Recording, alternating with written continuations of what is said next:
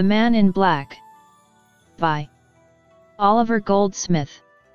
Oliver Goldsmith. Oliver Goldsmith, an Anglo-Irish novelist, playwright, dramatist, and poet, was born on November 10, 1728 in Ballymahone or Elphin, Ireland. Studied at Elphin Diocesan School. Attended Trinity College, Dublin, and in 1749 he was graduated as a Bachelor of Arts without the discipline or distinction. He produced a massive output as a hack writer on Grub Street. Used the pseudonym James Willington to publish his translation of the autobiography of the Huguenot Jean Martigues in 1758. He is best known for his novel The Vicar of Wakefield. Died on April 4, 1774 in London. The Man in Black. Published in the book The Citizen of the World, a collection of letters appeared in the daily journal The Public Ledger from 1760 to 1761.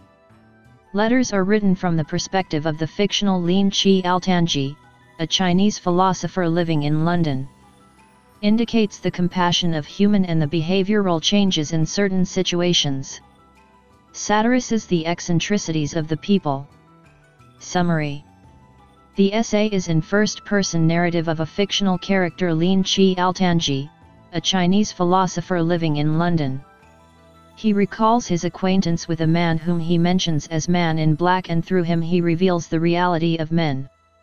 He can be termed as a humorist in a nation of humorists.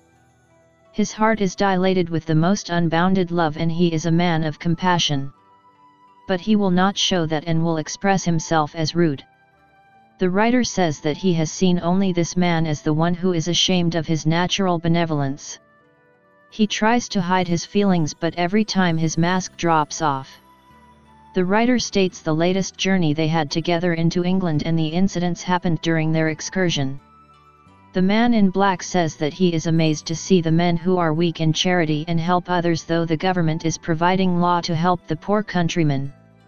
He says that in every parish they are providing food and clothing for the needed, and what is the need of him helping others. In the meantime they encountered an old man who is begging to save his wife and 5 children. The narrator was not moved by the story, but the Man in Black was moved by the story and needs to help him. But he is not willing to reveal his compassion to the narrator, or he is ashamed to discover his weakness of helping others.